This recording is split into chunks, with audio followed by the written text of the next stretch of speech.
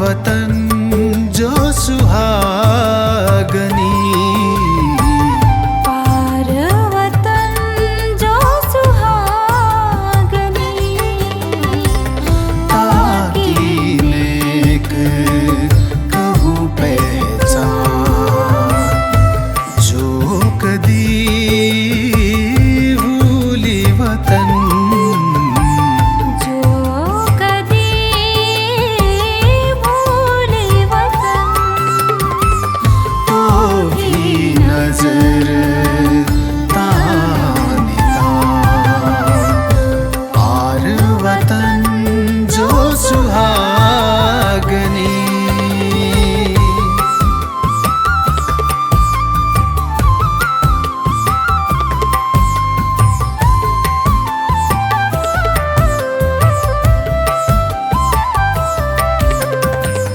आशिक प्यारी पीहू के, आशिक प्यारी पीहू की, कोई प्रेम कहो बिरहिन, ताए कोई दर्दन कहो,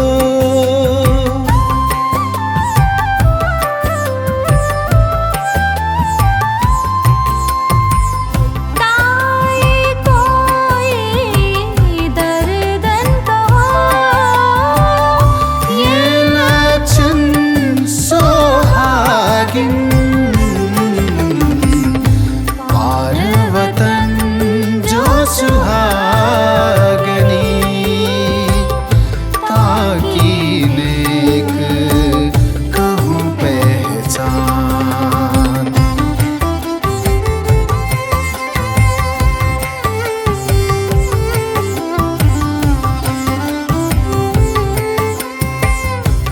आकी न छूटे सोहागनी, आके न छूटे सोहागनी, जो परे अनेक विघन, प्यारी प्यो के कारणे,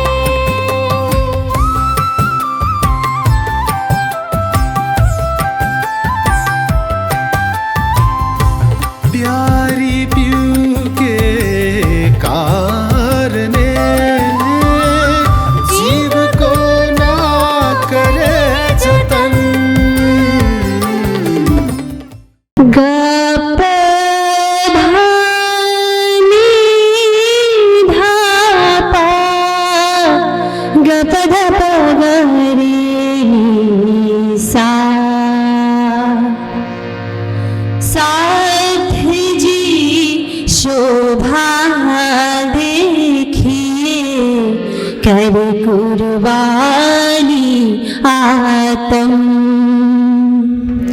साथ जी शोभा देखिए, करी कुर्बानी आत्म, वारदारो नख सीख लो, वारदारो नख सीख लो, ऊपर धाम धनी खसम, ऊपर धाम धनी खसम, साथ जी शोभा देखिए, करी कुर्बानी आत्म।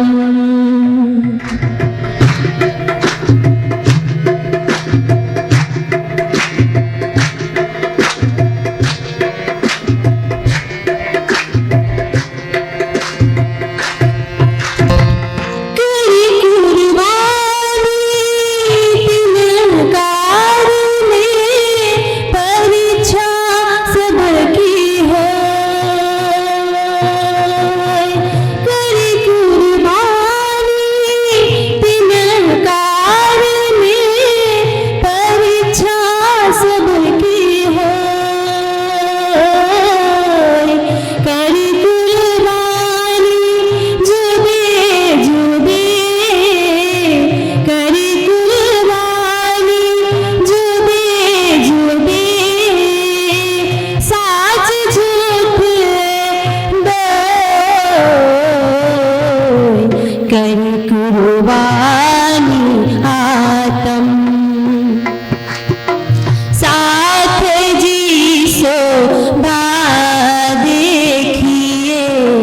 कर कुर्बानी आत्म।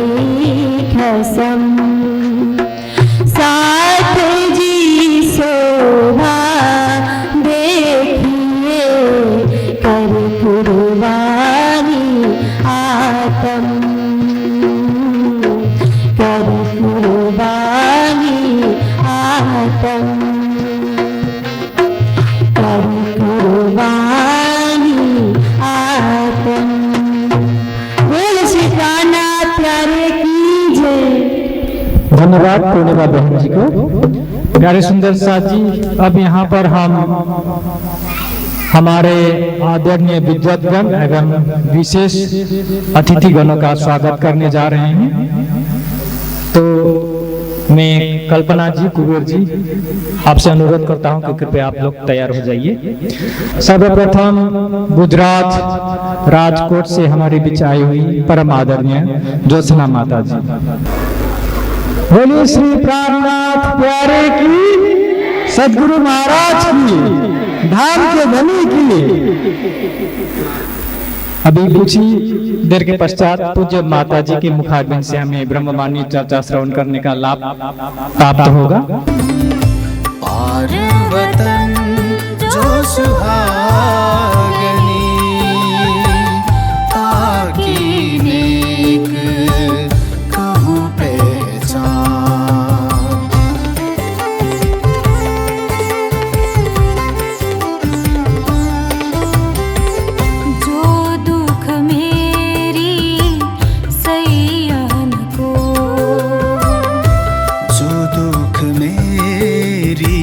सैयन को तब सुख कैसा मोहे,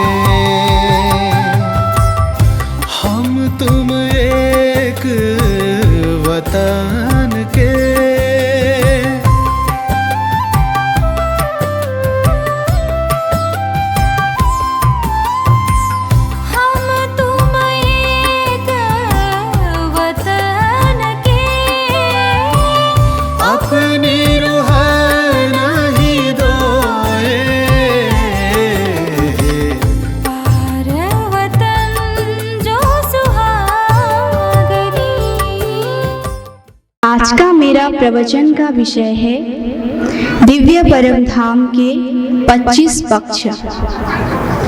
सुंदर साथ जी, परम धाम के ठीक मध्य में 9 भौम 10वीं आकाशी वाला रंग महल एक भौम ऊंचे चबूतरे पर विद्यमान है। रंग महल के पूर्व दिशा में सर्वप्रथम साधवन आए हैं।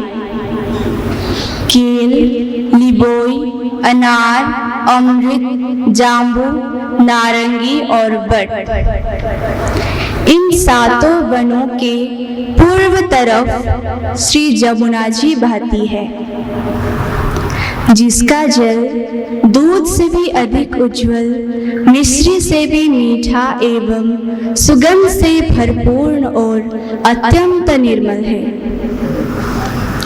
जमुना जी के पूर्व तरफ पुनः साधवन और अक्षरधाम आए हैं।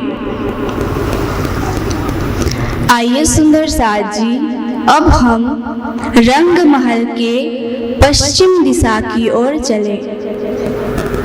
पश्चिम दिशा में सर्वप्रथम रंग बिरंगे खुशबूदार फूलों के बगीचे अर्थात फूलबाग और नूरबाग आए हैं। इसके बाद अन्न वन की शोभा आई है, जहाँ अनेक प्रकार के अन्न, मेवे, फल, साग, सब्जियां आदि के खेत हैं। अन्न वन के बाद दूबदुलीचा की शोभा आई है, जहाँ रंग बिरंगे घास का मैदान है। इसके पश्चात विशाल रेती का मैदान पश्चिम चौगान आया है। यहाँ सखियाँ अनेक प्रकार के जानवरों पर सवारी का आनंद लेती है। सुंदर साथ जी, अब हम रंग महल के उत्तर दिशा के पक्षों को जाने। उत्तर दिशा में पहले लाल चबूतरा आया है, जहाँ श्री राज श्यामा जी व सखिया बैठकर बड़े जानवरों के खेल तमाशों को देखते हैं। इसके बाद उत्तर दिशा में बड़ोवन, ताड़वन, मधुवन तथा महावन के ऊंचे ऊंचे सुंदर वृक्ष शोभायमान है।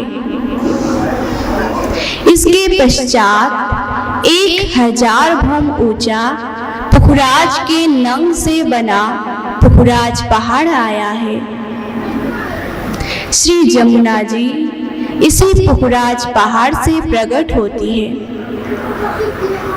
सुंदर साथ जी, अब हम रंग महल के दक्षिण दिशा में चले।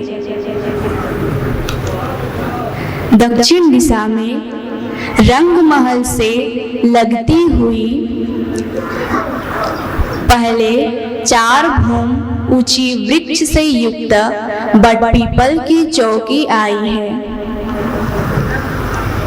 इसके बाद कुंज चौरास और निकुंज गोलबन की शोभा आई है। इसके बाद भोज कोसर ताल आया है, जिसमें श्री जमुना जी का जल प्रवाहित होता है। भोज कोसर के दक्षिण में फव्वारों व झरनों से ढका 24 हंस का महल आया है। यहाँ तक वर्णित चारों दिशाओं की संपूर्ण श्रृंगार को सब तरफ से घेरकर स्टेडियम की सीढ़ी की भांति जवेरों के 9 फिरावे आए हैं, जो क्रमशः 4, 8, 16, 32, 64, 32, 16, 8, 4 भौम ऊंचा है। जवेरों के महल के बाहरी तरफ दक्षिण दिशा में मानिक नंग की लालिमा से युक्त 12,000 भूम ऊंचा मानिक पहाड़ आया है।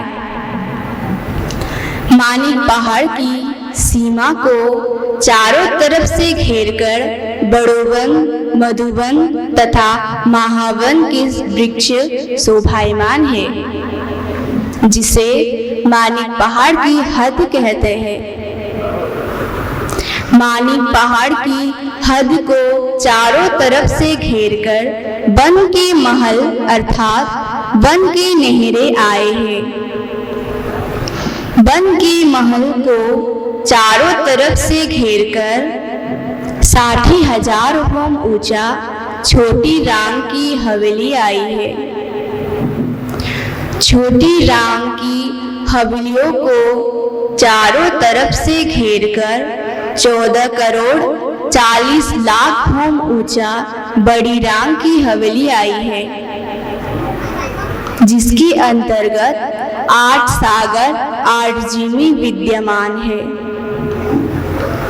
तो प्यारे सुंदर साथ जी, यह था अपना निज घर परम धाम के 25 पक्ष का संक्षिप्त वर्णन। धाम तालाब कुंजवन सोहे, मानिक नहरे बन की जोहे, पश्चिम चौगान बड़ोबन कहिए, पुखरा जी जमुना जी लइए, 8 सागर 8 जिमिए, 25 पक्ष श्री धाम धनी के।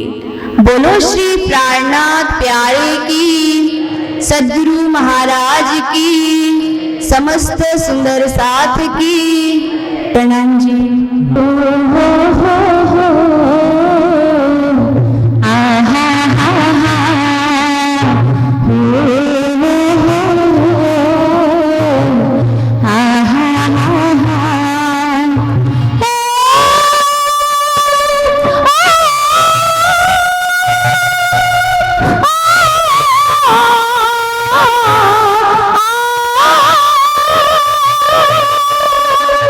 Oh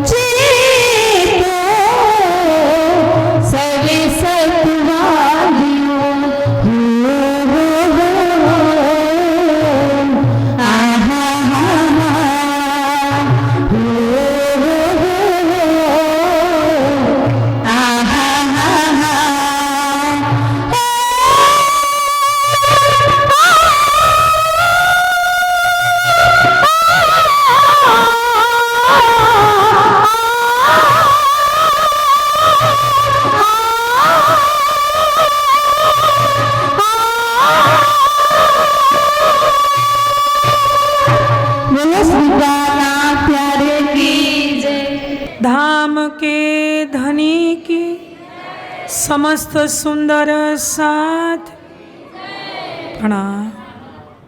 प्रथम लागू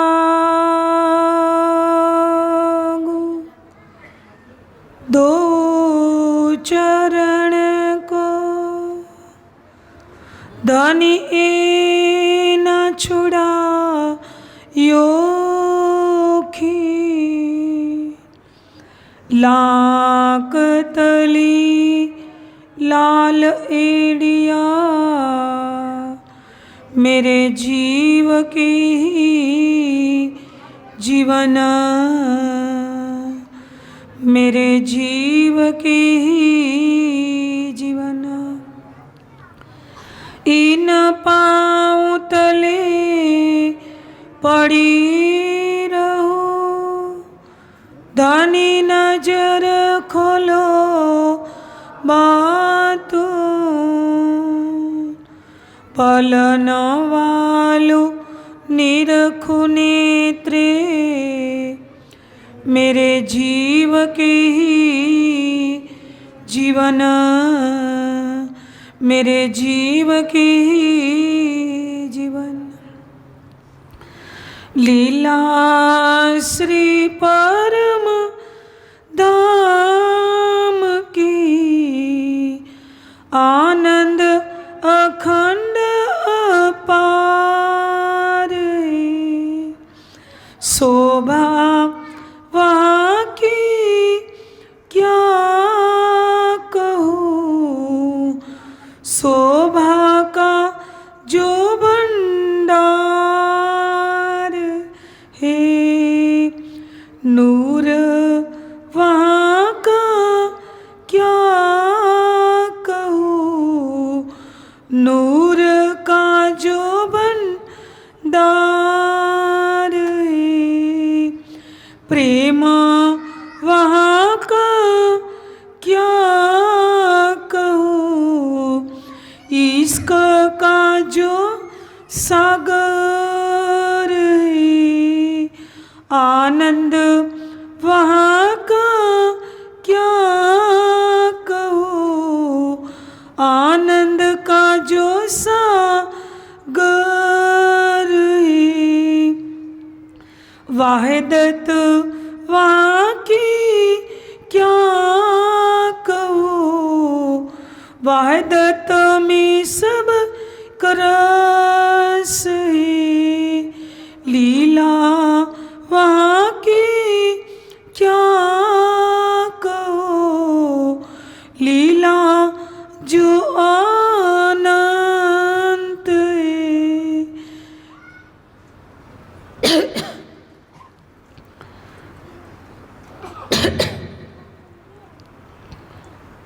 लीला श्री परम धाम की, आनंद अखंड अपार। बोली श्री प्राणनाथ।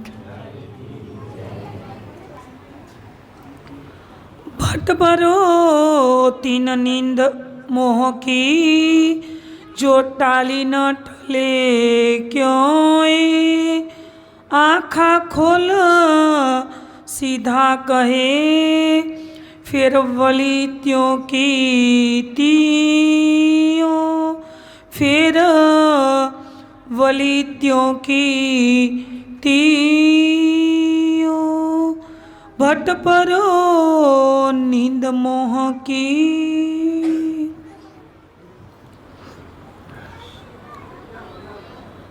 अक्षरातीत प्राण वल्लभ प्राण प्रियतम प्राणनाथ, महामती के धाम दिल में विराजमान होकर हम सब सुंदर साथ को ये प्रकाश हिंदुस्तानी की वाणी के माध्यम से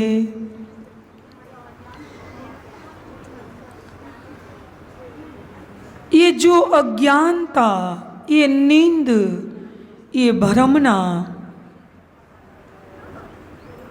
कि जो पहचान करवा रहे कि क्या है, तो प्राणदास सुंदर साथ जी आज जिस प्रसंग के माध्यम कौन बना है, ये प्रसंग के हमारे पूर्वी उत्तर भारत के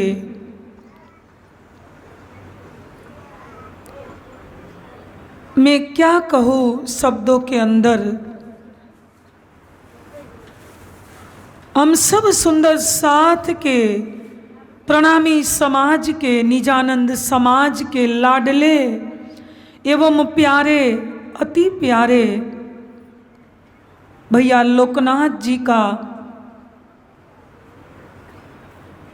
जो धाम गमन हुआ, उसी की पावन स्मृति में मैं पावन स्मृति भी यहाँ नहीं कहूँगी, क्योंकि ये शब्द भी मेरे लिए बहुत दुखदायक है। जो जिसको हम भूले उसी को याद करें ने, जिसको हम भूले उसी को हम याद करें, वो तो हम उसी को तो हम भूले ही नहीं। हम सब सुंदर साथ के दिलों में आज भी यही पल यही क्षण सबके दिलों में प्रत्यक्ष रूप से नहीं, परोक्ष रूप से सूक्ष्म स्वरूप से सबके दिलों में आज विराजमान है। सबके दिलों में एक ही बस विरह, एक ही पीड़ा, भैया की याद में बस हर कोई जब भी मिले तो वही बस क्या कि अरे कौन थे वो, कितना बड़ा व्यक्तित्व, महान, प्रतिभाशाली, दया के सागर,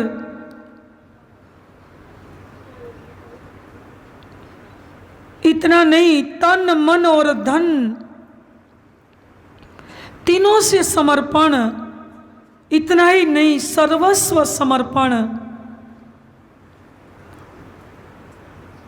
और आज मैंने अभी बोला प्रणामी समाज, निजानंद समाज, लेकिन ये आसाम प्रांत नहीं,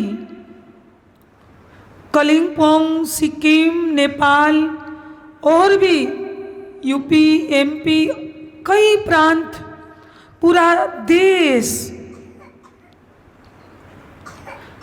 के एक जहाँ जहाँ उसी के कोई भी नजीक के मित्र हो या कोई सगे संबंधी रिश्ते जो सुंदर साथ नहीं थे,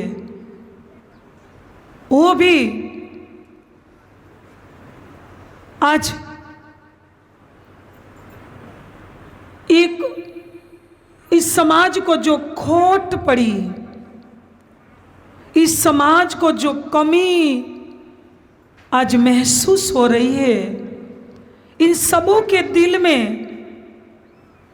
आज इतनी पीड़ा बनी हुई है कि जो मैं आज कल शाम से देख रही हूँ, और ऐसे तो नहीं मीडिया के माध्यम से, जब 25 जनवरी के दिन भैया ने हमारे बीच में विदाई ली, तो एक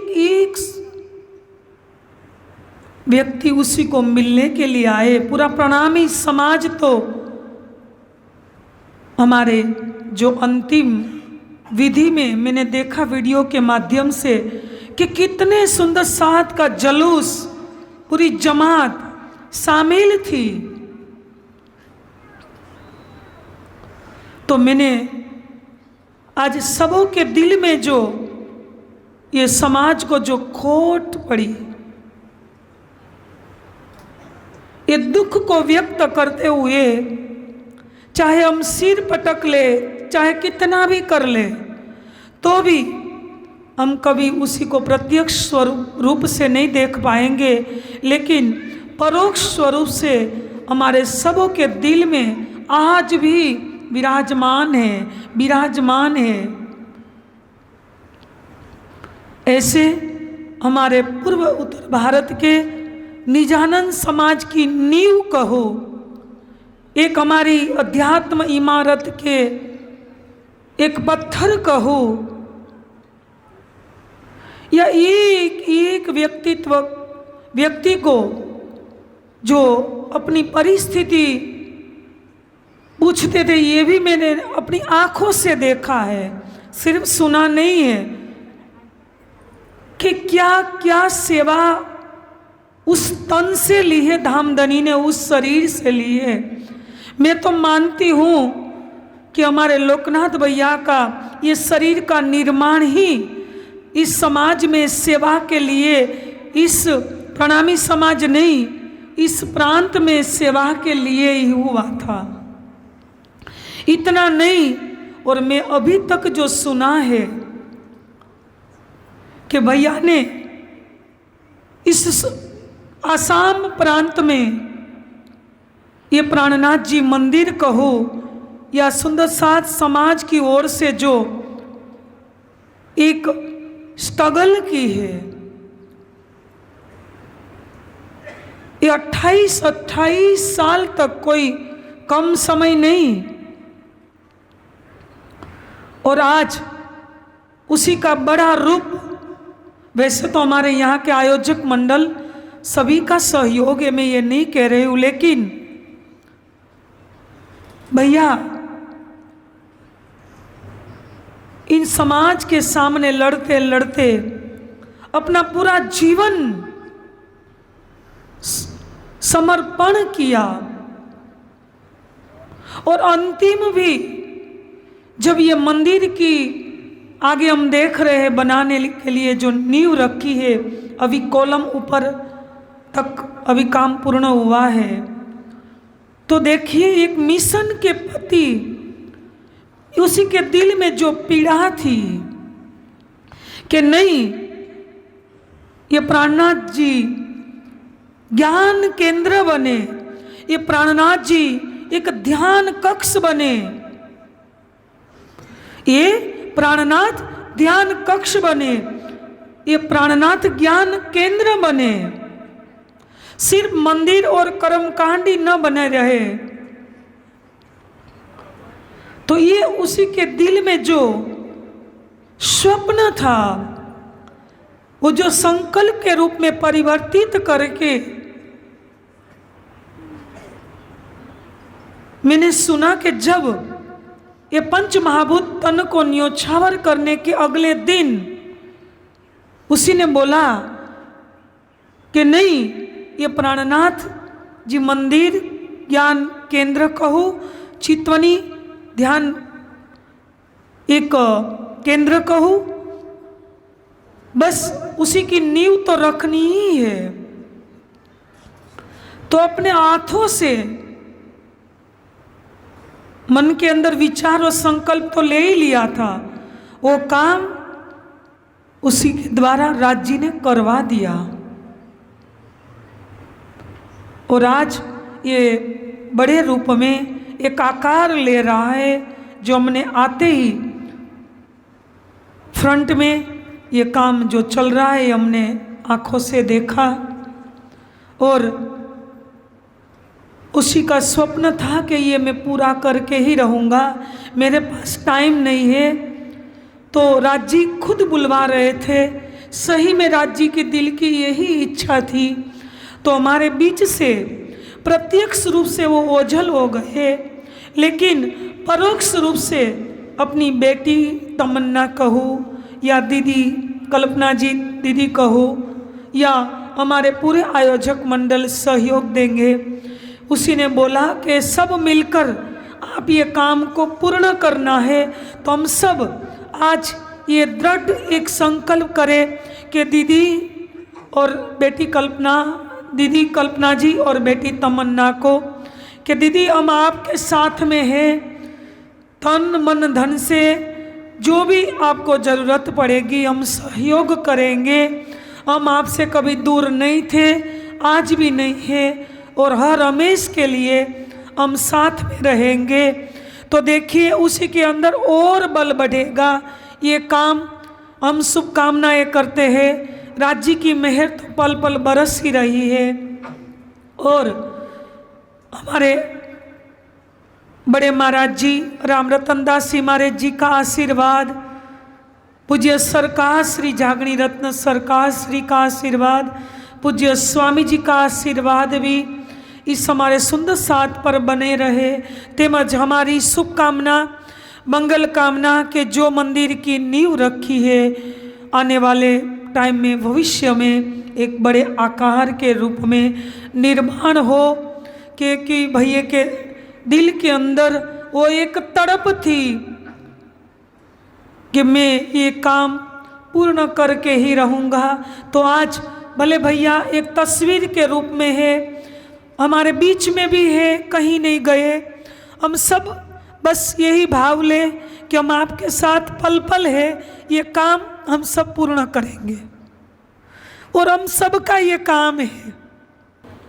देखिए एक धूप बत्ती हम जलाते हैं तो उसी की सुगंध भी वायु के माध्यम से कई दूरी तक जाती है। एक परफ्यूम जब हम छिटकते हैं तो उसी की सुगंध पूरा दिन हमारे कपड़ों में, इतना नहीं धुलाई के बाद भी कपड़ों में रहती है। और एक गुलाब या मोगरा या जो भी फूल की एक सुगंध एक हमारे पैरों के नीचे अंदर आने के बाद भी वो अपनी सुगंध को नहीं छोड़ता है। तो देखिए कबीर साहब ने क्या कहा कि जब तुम जग में आए तब तुम रोए जग हंसे, तुम ऐसी करनी करके चलो कि तुम हंसे जग रोए। तो यही भैया ने करके दिखाया है कि भले वो प्रत्यक्ष रूप में हमारे बीच में नहीं है लेकिन उसकी सुगंधी देखो, व्यक्ति जीवित होते हुए भी एक मुर्दे शरीर, एक कब्र के समान शरीर में रहते हैं। जो जीव अज्ञानता रूपी नींद में रहते, नहीं कोई नैतिक जीवन की सुधि, नहीं कोई सामाजिक जीवन की सुधि, तो अध्यात्म जीवन की तो मैं बात ही क्या कहूँ। लेकिन कोई व्यक्तित्व ऐसा इस समाज में आता है कि मरने के बाद भी आज हमारे बीच में जिंदा है।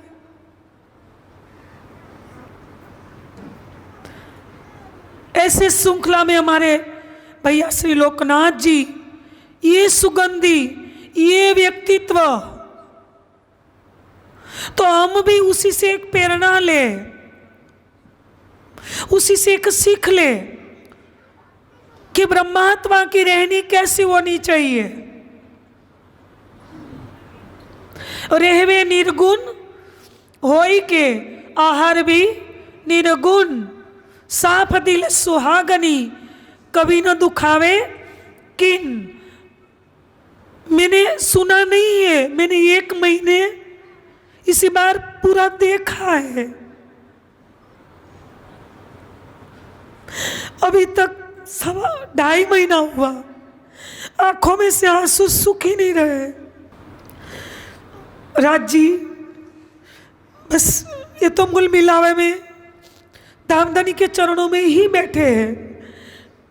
हम धामधनी से यही अर्जी करें, यही प्रार्थना करें। बैठे तो है ही, लेकिन हम सब सुंदर साथ कि धामधनी बस इस आत्मा को आपने नित्य आनंद में, नित्य प्रेम के सागर में डुबो दिया।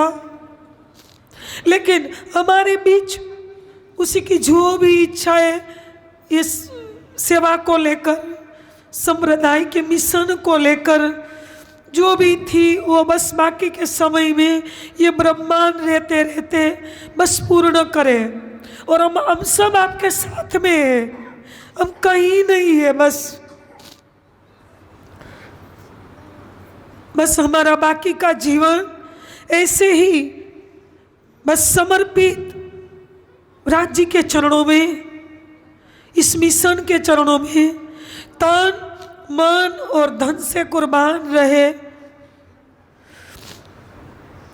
तो उसी विषय को आगे लेकर हम आगे बढ़े कि भट्ट को परो तीन नींद मोह की।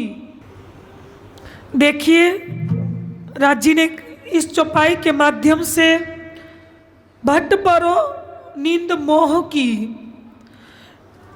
धामधनी अक्षरातीत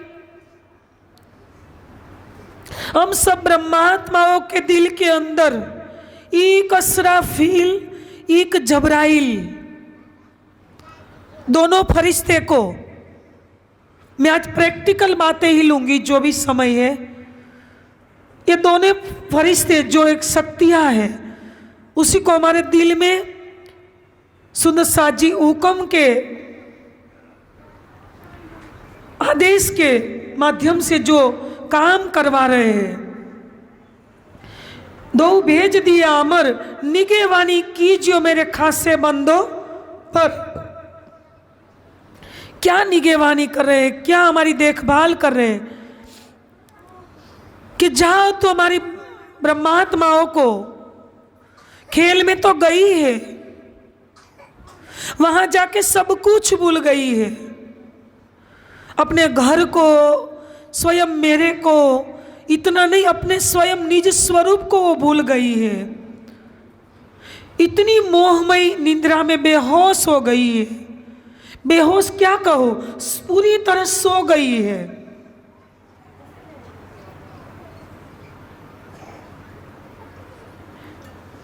देखिए जितना भी हम ज्ञान पढ़ ले वाणी के माध्यम से, कितनी भी चर्चा सुन ले, कितने भी हम भंडारे कार्यक्रम अटेंड कर ले, चाहे पुरियों में मंदिरों में जाकर धाम में जाकर कितनी भी परिक्रमा कर ले, कितनी भी बार हम कई कर्म कांड या कोई भी पूजा विधि जो भी हो हम कर ले, लेकिन जब तक हमारे अंदर ये ज्ञान के माध्यम से विवेक जागृत नहीं होता, और विवेक जागृत भी कब होता, जब ज्ञान की बातों को हम प्रैक्टिकल रहनी में नहीं लाते कि प्राणनाथ जी ने क्या बोला इस वाणी के माध्यम से।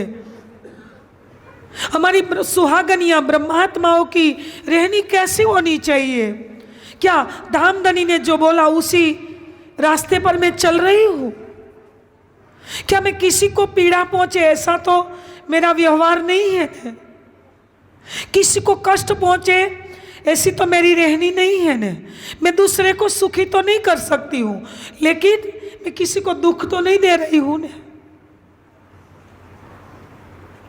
क्या प्राणनाथ जी ने बताया उसी हिसाब से मेरा आहार है, क्या धामधनी ने बताया कि वाणी मेरा स्वरूप है, वांग्मय क्लेवर है, वो तुम पढ़ के प्रैक्टिकल जीवन में लाओ, और चितवनी के माध्यम से प्रेममय चितवनी के द्वारा यहाँ बैठे बैठे ध्यान के माध्यम से हम अभी सुना दोनों बच्चियों के माध्यम से, एक बच्ची के माध्यम से हमने चितवनी सुनी, दूसरी बच्ची के माध्यम से हमें ज्ञान के माध्यम से 25 पक्ष की एक लीला के रूप में चर्चनी के माध्यम से हमने सुना। तो हम हकीकत के धरातल पर चितवनी के द्वारा जब हम रूह की जब जर्नी पर आगे बढ़ते हैं, तो क्या हम 25 पक्षों की लीला में कभी देखने का प्रयास किया, और उसी के बाद जो और आगे की अवस्था है कि स्वरूप के अंदर युगल स्वरूप के श्रृंगार वस्त्र आभूषण को हमने देखने के लिए कभी आधा घंटा, कभी पौना घंटा, 1 घंटा, सुबह शाम, या मैं कितने महीने से या कितने साल से चितवनी कर रही हूँ या नहीं कर रही हूँ, तो बस मैं प्रारंभ कर दूँ और इस चितवनी की राह पर चलते चलते मैं युगल स्वरूप को यहाँ बैठे बैठे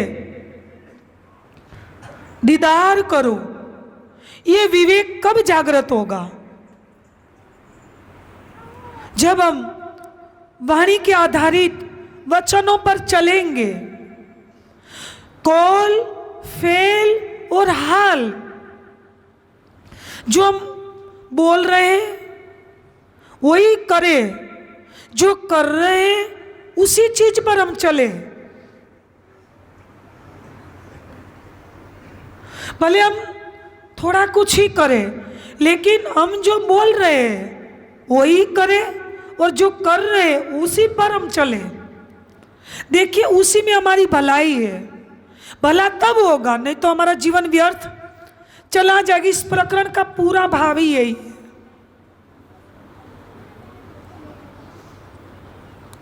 इस प्रकरण का पूरा भाव ही मैं पूरा एक चरण में ही कोशिश करूंगी। हमारे पास अभी 10 मिनट है कि भट्ट बरो तीन नींद को धामधनी क्या कह रहे हमारी ओर से कि धिक्कार इस मोहमय नींद को, धिक्कार इस अज्ञानता को। मोह, अज्ञान, भरमना, कर्म, काल और सुन, ये सारे नाम नींद के निराकार, निर्गुण, जो भी नाम ले लो सब उसी के पर्याय है। ये मोह सागर से जो उत्पत्ति हुई नारायण की, और नारायण के संकल्प से ये ऐसे अनेक ब्रह्मांड की जो उत्पत्ति हुई, वो उत्पत्ति मोह से हुई है। तो इस मोह रूपी सागर से उत्पत्ति होने वाले सत, रज और तम त्रिगुणात्मक प्रकृति के ये सभी जीवों के अंदर वही गुण है, और वो अज्ञानता, वो मोहमय निंद्रा हम सबको अंधेर की ओर ले जा रही है, भटका रही है। नहीं हमको हमारी पहचान करवा रही है, नहीं धामधनी की, नहीं घर की। इसलिए राज जी ने बोला कि धिक्कार इस नींद को, क्यों ये टाली न टले। हम टालने के लिए कई बार वाणी पढ़ने के लिए बैठ जाते हैं। कई बार हमारा मन एकाग्र होता तो वाणी की गहराइयों में हम थोड़ी देर डूबते। कई बार हम ध्यान में चितवनी के अंदर प्रेममय भावों में डूबते, 25 पक्षों के अंदर डूबते। इसलिए तो राज जी ने बताया, यही अपनी जागनी जो याद आवे निज सुख, इसका यही सो आवे ही, यही सो ये सन्मुख। तो कभी कभी हम ऐसे ऐसे भावों में हम डूबते, और फिर देखिए कि फिर उसी पर एक बार पर्दा आ जाता, फिर हमारा जीव माया की ओर लग जाता। फिर वहां कोई पदार्थ, कोई चीज, वस्तु, व्यक्ति के प्रति का हमारा मोह, आसक्ति, लगाव, कोई माया के प्रति का आकर्षण। तो देखिए क्या बोले कि हम कर तो रहे कितने सालों से, फिर भी अभी वो स्थिति क्यों नहीं बन रही है?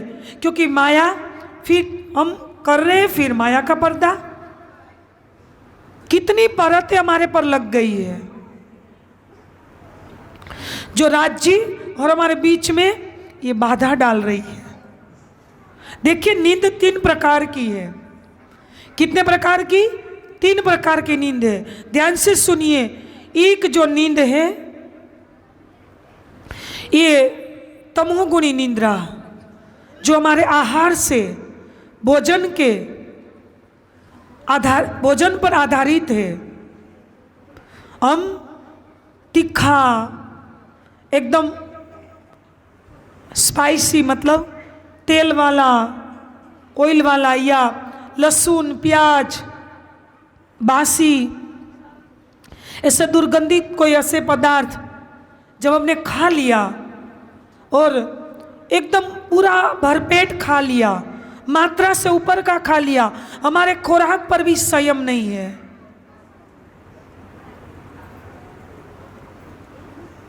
तो एकदम तमोगुण का प्रभाव ज्यादा रहेगा।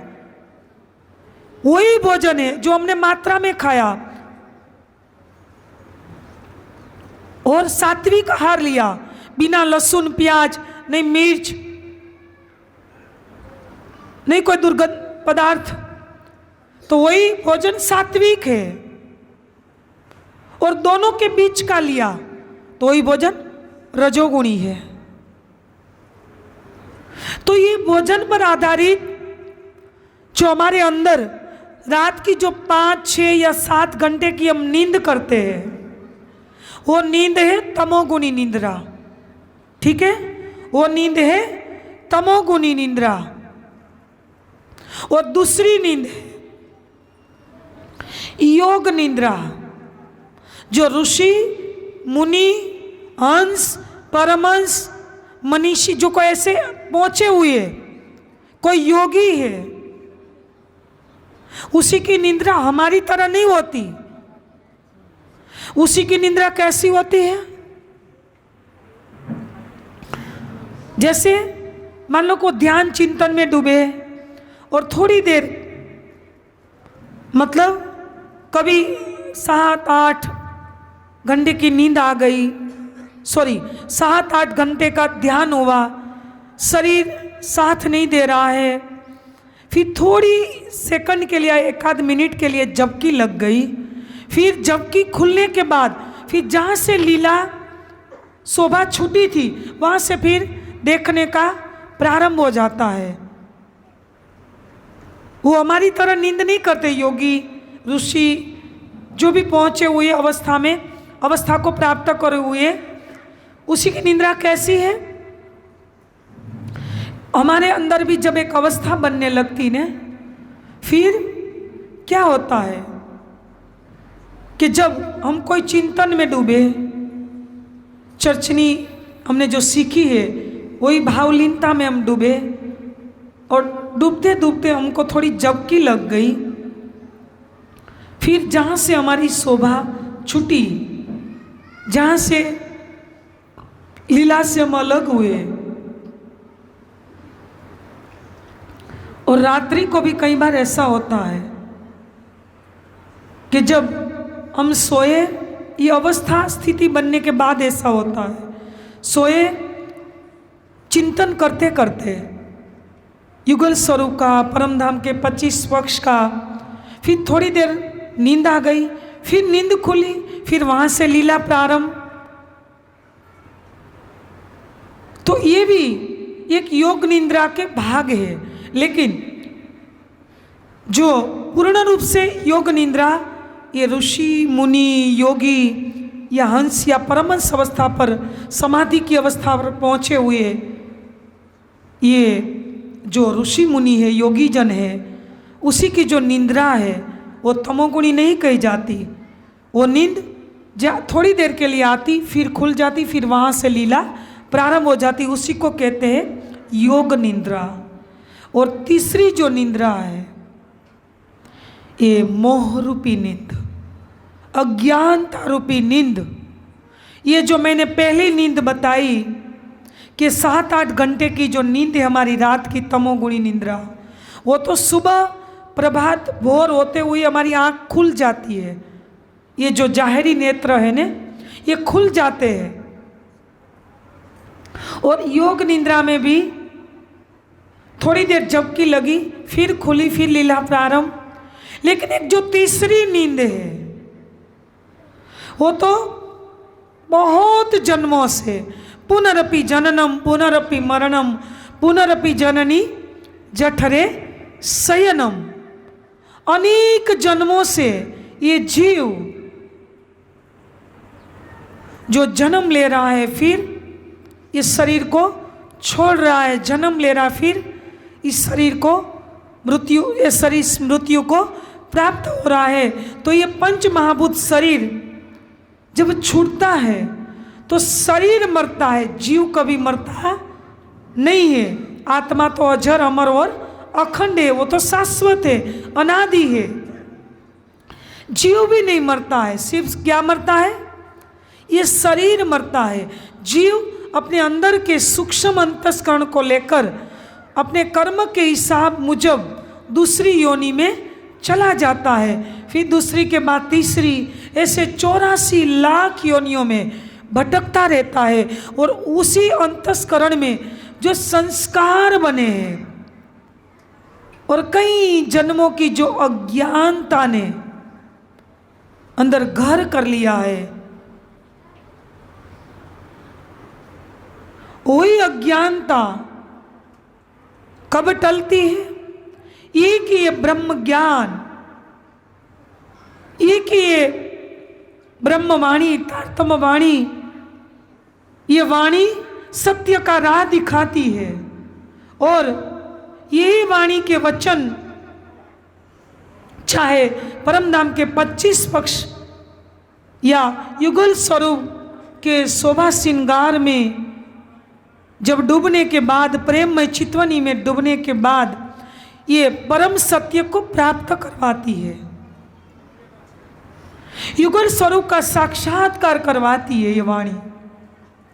बाकी ये अज्ञानता रूपी जो नींद है मोह की, ये कभी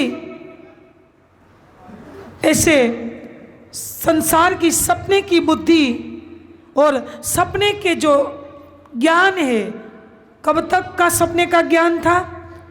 एते दृन त्रिलोक में हुती जो बुद्ध सुपन, सो बुद्ध जी बुद्ध जागृत ले, प्रगटे पूरी नवतन।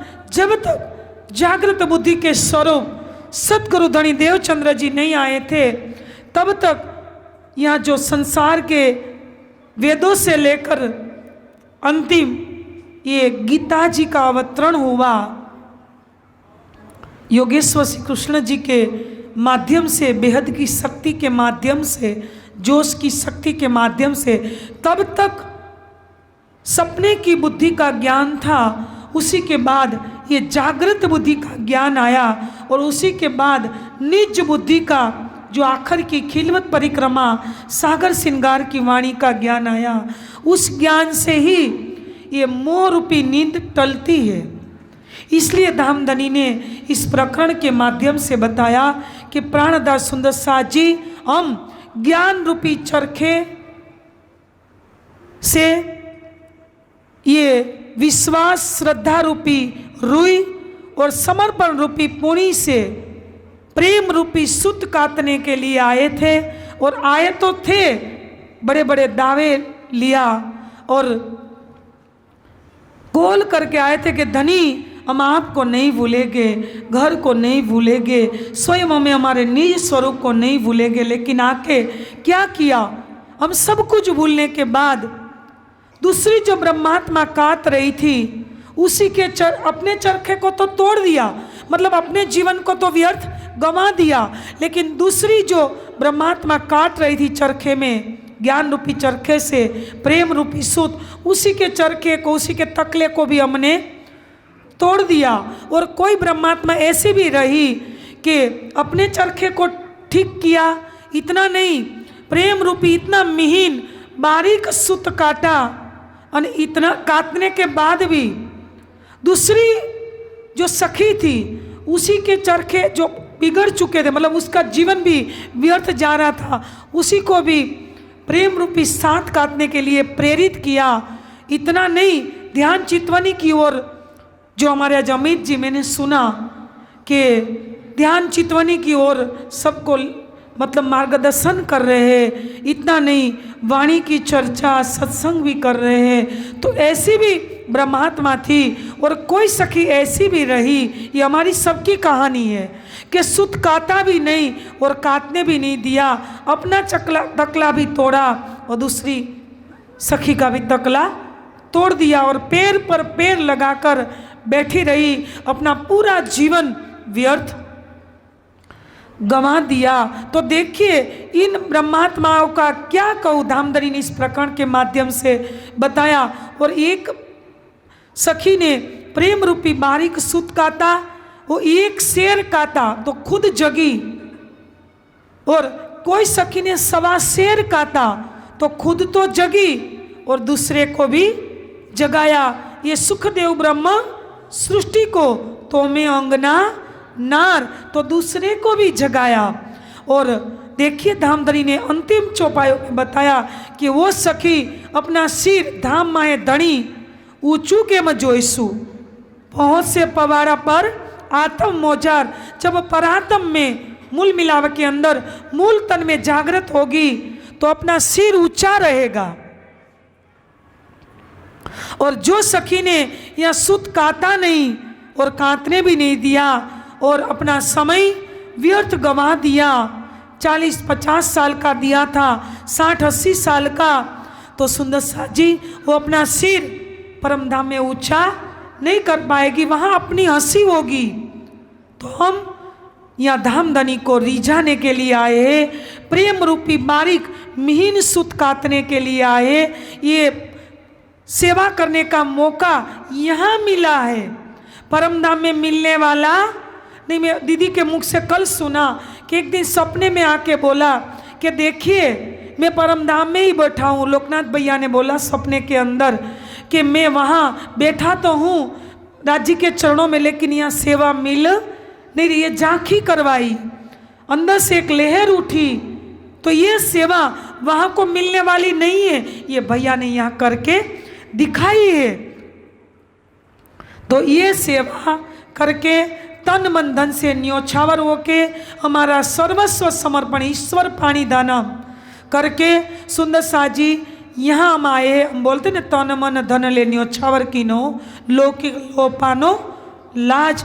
तो ये करने के लिए, ये रिझाने के लिए, ये सेवा करने के लिए हम यहाँ आए हैं। परमधाम में कोई सेवा मिलने वाली नहीं है। जिन सुध सेवा की नहीं ना कछु समझे बात, तो काहे को गिनावे अब साथ में ना सुध सुपन साख्यात। तो ऐसा न हो हमारे साथ, तो हम सब सुध साथ ये अज्ञानता रूपी नींद को दूर करके प्रेम रूपी सुत काट के धामधनी के सामने हम सब ब्रह्मात्माओं का इत ही बैठे घर जागे धाम पूर्ण मनोरथ हुए सब काम। ये सुंदर साजी ये दावा ये कोल पूर्ण करके हम जाए, इतनी शुभकामना मंगल कामना के साथ मेरा आपके चरणों में कोटि कोटि दंडवत प्रणाम। परमधाम वासी लोकनाथ भैया का प्रणाम, परमधाम वासी लोकनाथ भैया का प्रणाम, परमधाम वासी लोकनाथ भैया का हम सब ब्रह्मात्माओं की ओर से युगल स्वरूप के चरणों में कोटि कोटि दंडवत प्रणाम। मैंने 5 मिनट ज़्यादा लिया, अंतिम थोड़ा ये प्रसंग पूरा करने के लिए मैं क्षमा चाहती हूँ। प्रणाम जी। अति मीठे रसीले रंग भरे, अति मीठे रसीले रंग भरे,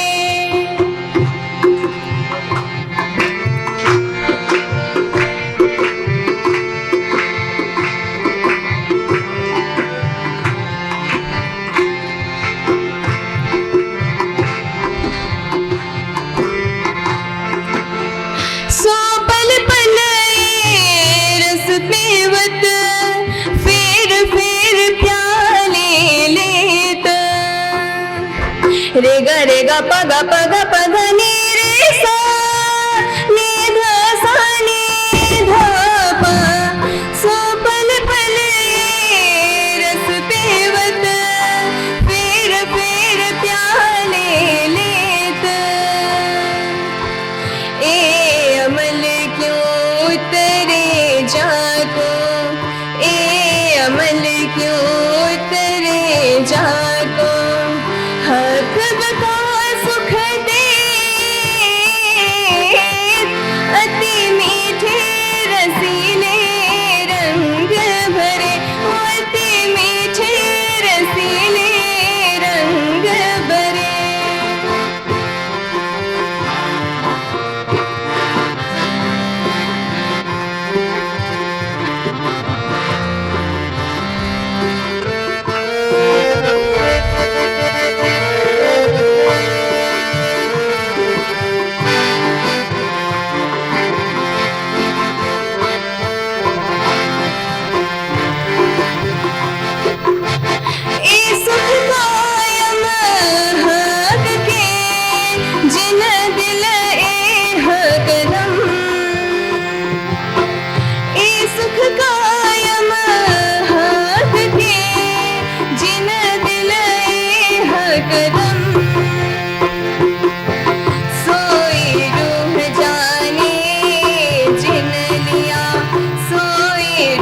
जाने जिन लिया या जानत है कसम अति मीठे रसीले रंग भरे अति मीठे रसीले रंग भरे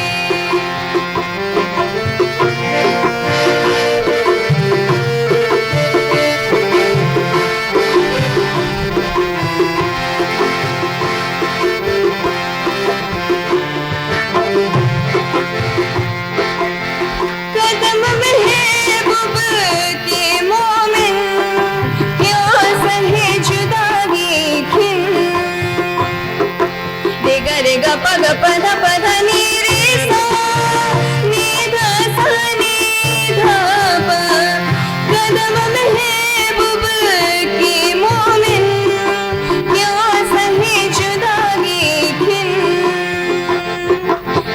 तो हकीकया रशद को तो हकीकया रशद को कर बैठे अपना वतन अति मीठे रसीले रंग भरे अति मीठे रसीले रंग भरे जा कोई शरण मेहर करत जा कोई चरण मेहर करत सुख सोई जाने रूह इश्क़ सुख सोई जाने रूह इश्क़ जिन दिल दो पाँव धरत जिन दिल दो पाँव धरत अति मीठे रसीले रंग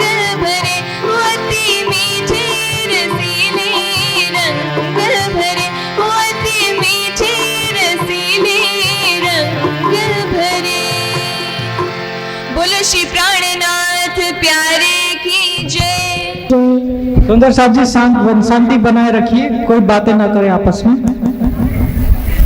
परम पूज्य ज्योत्सना माता जी एवं धाम धनी के अति लाडले प्यारे सुंदर साथ जी, आप सभी को मेरा सादर प्रेम प्रणाम। प्रणाम जी। आज मैं आपके समक्ष श्री बीतक साहेब के पहले 2 प्रकरणों के ऊपर अपना भाव रखने जा रही हूँ। प्यारे सुंदर साथ जी, आइए पहले हम यह जाने कि बीतक किसे कहते हैं। सच्चिदानंद पार ब्रह्म के हुक्म से दिव्य परम धाम की ब्रह्म आत्माएं माया का खेल देखने के लिए सुरता रूप से पहले ब्रज फिर रास और वर्तमान समय में जागने के ब्रह्मांड में आई हुई है।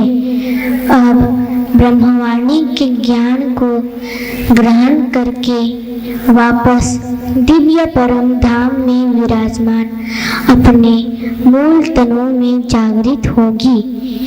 इस संपूर्ण घटनाक्रम के वृत्तांत को बीतक कहते हैं। भविष्य पुराण में राजा कहे जो 4 वचन जो है व्यास की ताको करो विचार।